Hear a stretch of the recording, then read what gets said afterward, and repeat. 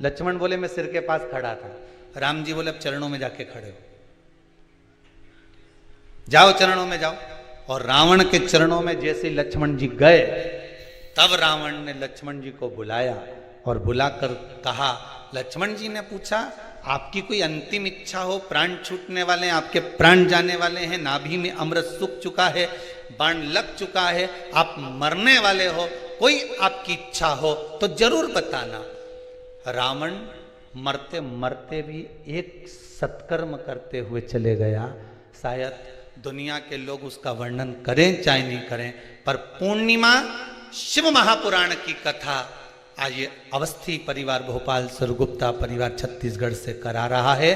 तो इस प्रसंग को अपने जीवन में उतार कर रखना कि मरते मरते रावण एक सत्कर्म कर कर चला गया और लक्ष्मण जी से कहकर चले गया कि हे लखनलाल, मेरे राघव जी से विनती करना, मेरे राम जी से विनती करना कि मेरे जितने राक्षस मरे, ये तो मेरे राम जी और लखनलाल जी और उनकी सेना के द्वारा मरे हैं। जो राम की सेना के द्वारा मरे हैं, या राम के द्वारा मरे हैं, या लखनलाल जी के द्वारा मरे हैं, उनके द्वारा मरे हुए मेरे सारे राक्षस तो उनके हाथ से मर मर के बैकुंठ चले गए, पर इतने सारे बंदर ये हमारे हाथ से मरे हैं, इनको बैकुंठ मिलेगा क्या जो हमारे हाथ से मरे? तो लखनलाल जी आप राघव जी से विनती करना कि मेरे प्राण आज दशहरे पर छूटे हैं, पर पूर्णिमा तक इंतजार करना, मेरा अंतिम संस्कार तब करना जब ये बंदरों को भी कुछ अच्छा पद प्राप्त हो जाए, इन बंदरों को भी अच्छा पद प्राप्त हो जाए। रावण का शव पड़ा रहा, मंदोदरी बिलखती रही, रोती रही, विभीषण बात और संवाद राम जी से करते रहे, पूर्णिमा तक पड़ा रहा। तब अंत बिंदु क्या हुआ? जब पूर्णिमा का चंद्र आया, तब राघव जी ने कहा, ए चंद्रदेव, आप शंकर जी के मस्तक पर विराजमान हो, कृपा करो, इन रावण के साथ वालों का उद्धार तो मेरे हाथ से मरते से ही हो गया, बस इतनी कृपा और कर दीजिए कि आपकी चंद्रमा की अमृत की बूंद इन बंदरों पर गिरा दीजिए, जिससे ये पुनः जीवित हो जाए, इनको अमृत तत्व मिल जाए। ये भक्ति का तत्व है, ये भक्ति का तत्व है। रावण के तब अंतिम संस्कार हुआ। अब सोचिए, जाते जाते भी भलाई का काम करके जा रहे हैं। और आज के जमाने में व्यक्ति जाते जाते भी पूरे झगड़े का काम करके जाता है। लिख के जा रहा हूं, ये मेरे शरीर को हाथ नहीं लगा, ये मुझे छुए नहीं। अरे ऐसा कहां का काम? जरा सा झगड़ा हो ही नहीं तो तुम लड़ाई में कह दो, मैं तो पांव नहीं धरूंगा तेरे यहां, और तेरा मुंडा नहीं देखूंगा, और मैं तेरे यहां आऊंगा नहीं।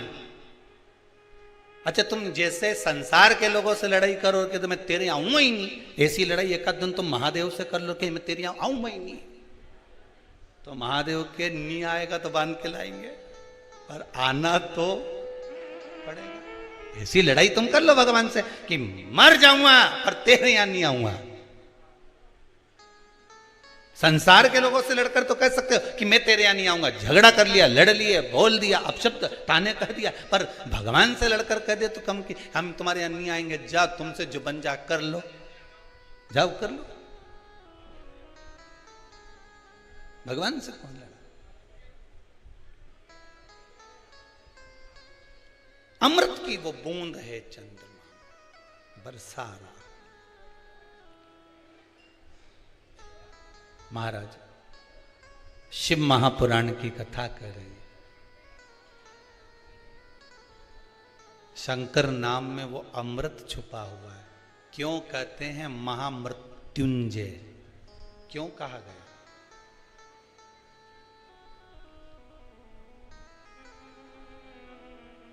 हम सार्वजनिक रूप से तो महामृत्युंजय मंत्र नहीं बोलेंगे, पर वायलिन के द्वारा, वाद्ययंत्र के द्वारा आप अपने भीतर से वेद मंत्र का स्मरण ओम।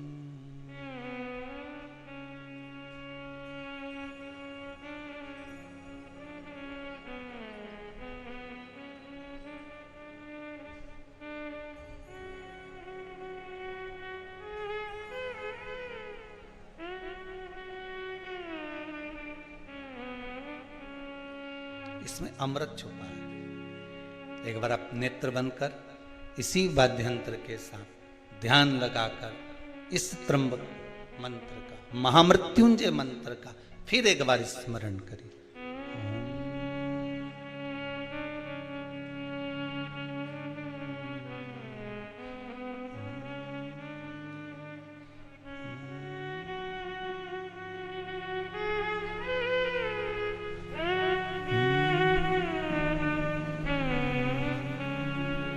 ये वो मंत्र है, शिव का अमृत तत्व इस महामृत्युंजय मंत्र के अंदर छुपा हुआ है। शिव का अमृत मंत्र। अगर किसी का एक्सीडेंट हो जाए, शुगर बीपी बढ़ गया, कोई बड़ा रोग आ गया, तो सबसे पहले आप पंडित देवता को बुलाकर, ब्राह्मण देवता को बुलाकर, अपने नगर के पुरोहित ब्राह्मण आदि जोगी सन्यासी जो भी है उनके पास में जाकर पूछोगे, गुरुदेव जरा पत्रिका देखिए, पत्रिका देखकर मेरे दादाजी का, मेरे पिताजी का, मेरी माताजी का, मेरे भाई का, बंधु का, सखा का, पति का, पत्नी का, बेटे का, पुत्र का, जरा देखकर बताओ किसका ग्रह क्या चल रहा है। और कह दिया इसके ग्रह तो सब ठीक है। नहीं नहीं गुरुदेव, इसको कष्ट बहुत है,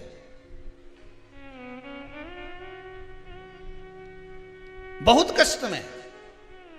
किसी भी ब्राह्मण देवता से पूछोगे, नगर के किसी ब्राह्मण जन से आप पूछोगे, किसी विद्वान पंडित जी से आप पूछोगे, तो वो अगर शरीर में कष्ट है, रोग है, बीमारी है, बड़ी विपदा आन पड़ी है, तो कोई तुमसे नहीं कहेगा कि कनक धारा का पाठ करिए, कोई तुमसे ये नहीं कहेगा कि श्री सूक्त का पाठ करिए, कोई तुमसे ये नहीं कहेगा कि पुरुष सूक्त का पाठ करिए।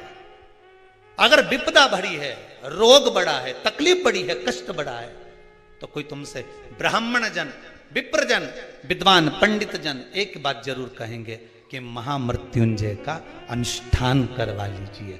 क्यों? महामृत्युंजय के उस मंत्र में क्या छुपा है? महामृत्युंजय के उस मंत्र में है क्या? तो महामृत्युंजय के उस मंत्र में चंद्र और शिव का अमृत तत्व छुपा हुआ है।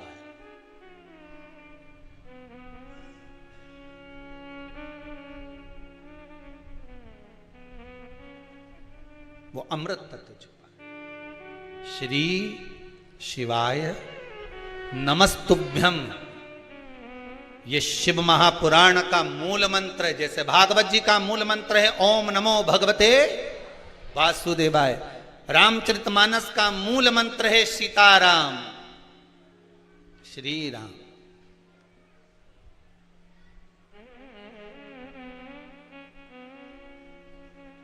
शिव महापुराण का मूल मंत्र है श्री शिवाय नमस्ते। इस मंत्र में कुछ तो सुख होगा। ये किसी ने पर्चा लिखकर भेजा है, देखिए पर्चे तो आए हैं पर हम पढ़ नहीं पाए हो ज्यादा।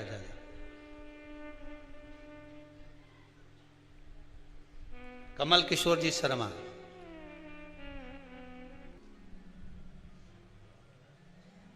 आप जब फ्री रहा करो, हम तो कहेंगे कुबेरेश्वर धाम में अगर आए हो, कुबेरेश्वर धाम में अगर पहुंचे हो और बाबा की कथा सुनने के लिए आए हो, तो जितना देर आपको समय मिला करे एकांत में बैठकर, कुबेरेश्वर धाम के कंकर में शंकर है, बैठकर, नहीं आए जिस जगह पर बैठकर कथा सुन रहे हो, भोजन बनाते हुए, सोफे पर बैठकर भोजन करते हुए, क्योंकि ये समय 11 बजे से 2 बजे का समय तो खाने का भी, निपटाने का भी है, तो आप जिस जगह पर हो उस जगह पर बैठकर शंकर की कथा का स्मरण करते हुए, नाम जाप करते हुए, नाम मंत्र बोलते हुए, श्री शिवाय नमस्तुभ्यम, इस मंत्र का स्मरण करते रहो, जपते।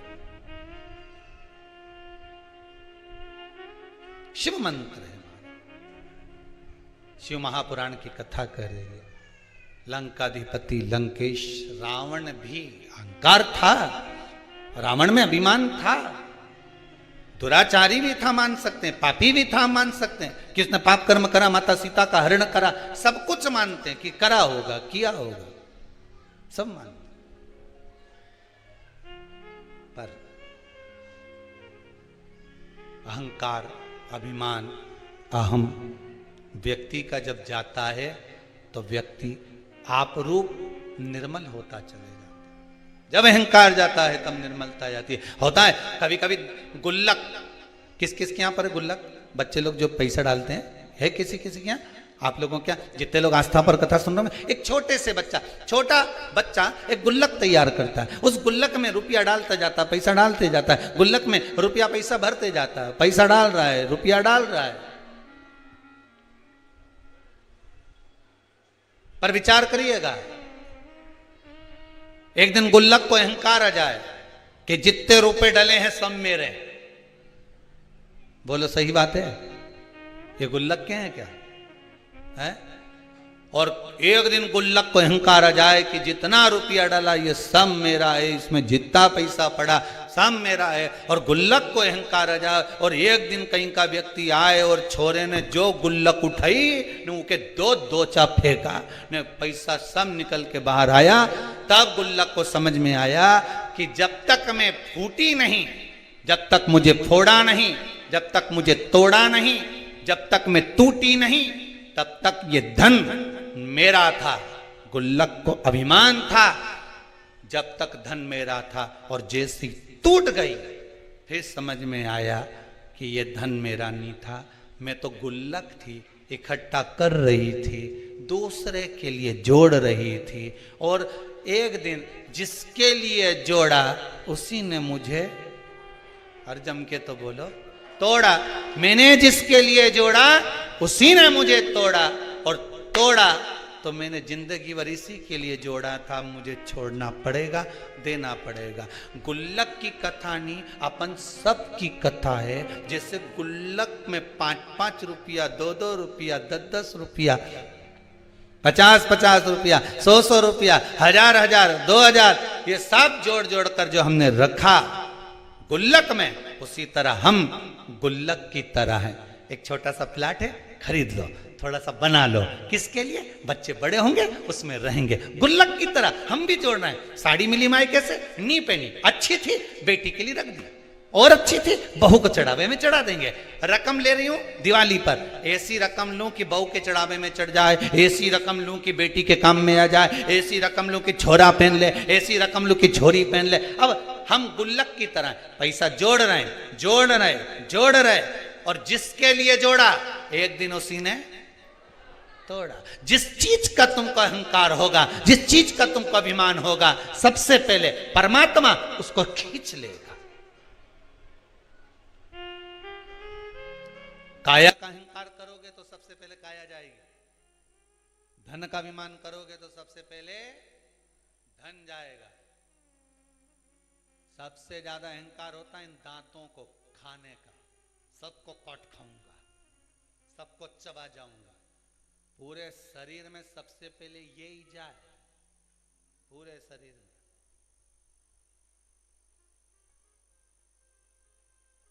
अहंकार जिस चीज का हो वो छुड़ा लिया। स्वयं चंद्रदेव की कथा कहती है, चंद्रमा को अहंकार आ गया था,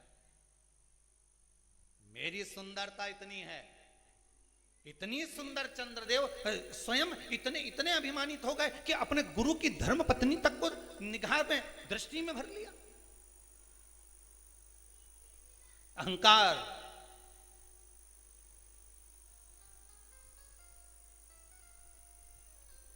अहंकार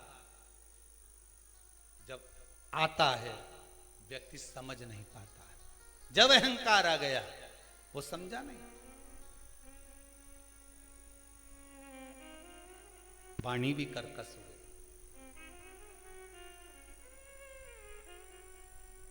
कौआ और कोयल दोनों में सबसे अच्छा कौन बोलता है? जम के तो बोलो जरा।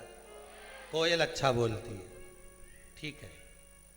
कौए ने तुम्हारा कुछ बिगाड़ा क्या? अरे बोलो तो जम के। नहीं। कोयल ने तुमको रिश्वत दी क्या? तो फिर तुमने कोयल का नाम काय को लिया? है?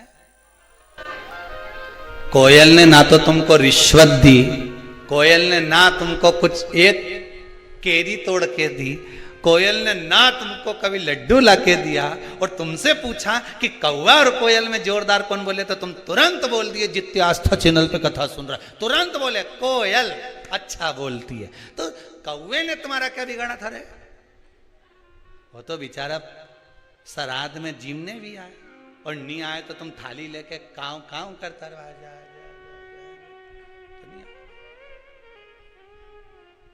इसके बाद भी तुम्हारा पितरों के नाम से आए जीवने, तो भी तुम्हारे मुंह पे नहीं आया कि कौवा अच्छा बोले। तुम्हारे मुख पे आया तो एक ही बात आई, ना कोयल अच्छा बोले। ना कोयल ने तुम्हें रिश्वत दी, ना मोती दिया, ना लड्डू दिया, ना पेड़ा दिया, ना कपड़े दिलाए, ना एक बार कभी दिवाली पे घूमने गई तुम्हारे साथ। ना वो कोयल कभी तुम्हारे को शॉपिंग मॉल में लेके गई कि कभी एक आध बार हैंडसेट दिला दिया हो, मोबाइल दिला दिया हो। इसके बाद भी तुम्हारे मुख पर नाम आया तो कोयल का आया। कौवे ने तुम्हारा कुछ बिगाड़ा? कभी कौवे ने गाली दी, अपशब्द बोला हो, कभी तुम्हारे लिए आड़ा टेढ़ा करा बोला? कभी नहीं। पर कारण केवल एक था कि कौवा बोलता बड़ा बेकार था और कोयल बोलती बड़ा मीठा थी। बस निवेदन यही है, आप किसी को धन दो मत दो, आप किसी को दौलत दो मत दो, आप किसी को संपदा दो मत दो। मेरा निवेदन केवल इतना सा है, घर में जितनी माताएं निवास करती हैं, घर में जितनी बहुएं निवास करती हैं, घर में जितने बेटे रहते हैं, घर में जितने बुजुर्ग रहते हैं, उन सब से निवेदन है कि कौवा ना तो किसी का कुछ बिगाड़ता है और कोयल ना किसी को कुछ देती है, तो भी कोयल की बड़ाई होती है। उसी तरह तुम भी कुछ मत दो, रोटी बनाना हो तो बनाओ, नहीं बनाना मत बनाओ, जाओ ने कमरा में सो जाओ, पर मुंडा से जो आवाज निकालो तो कोयल जैसी निकालो, तो दुनिया में तुम्हारा पूछने वाला ढेर हो जाए, ढेर पूछेंगे। बस वाणी की प्रधानता, वाणी ऐसी बोलिए जो मन का आपा खोए। पर आज के जमाने में वाणी ऐसी बोलिए जो जम के झगड़ा होए, पर उससे मत बोलिए जो तुमसे तगड़ा। आज का जमाना तो बोलो, मना नहीं, तुम करो काम ना करो तुम्हारी मर्जी पड़े उतना करो, पर मुख से जो वाणी निकले श्रेष्ठता की निकलना होना चाहिए। जो मुख से वाणी निकले वो अच्छी निकलना होना चाहिए, श्रेष्ठतम।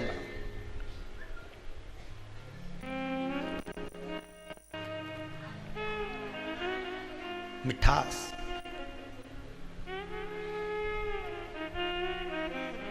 महाराज चंद्रदेव अहंकार भी आ गया था तो वाणी भी कर्कश हो गई थी, वाणी भी कर्कश हो गई थी। अहंकार आ गया तो वाणी कर्कश हो गई। और कैसी कर्कश हुई कि चंद्रदेव ने कह दिया मुख से कि मेरी जो सुंदरता है वो बड़ी प्रबल है। बस इतना कहना था, रोहिणी उनकी ओर आसक्त हो गई, सारी रानियां दुखी हो गई। ससुर को मालूम पड़ा, ससुर ने श्राप दे दिया, चंद्र मैं तुम्हें श्राप, तुम्हारी काया गलने लगे, गिरने लगे, वो काया का रोग तुमको होगा। बस कारण यही शिव महापुराण की कथा कहती है, जिस चीज का तुम्हारे को अहंकार होगा, जिस चीज का तुमको अभिमान होगा, सबसे पहले वही जाए, वही।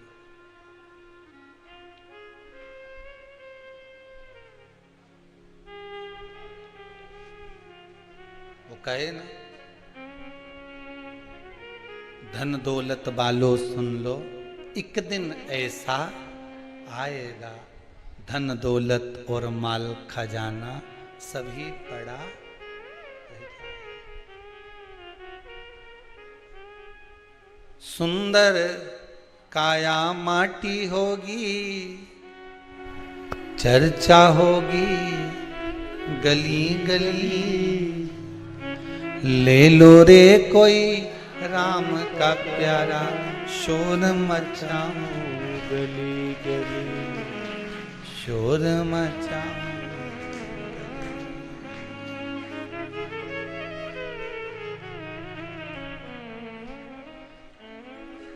कोठी बंगलों वालों सुन लो,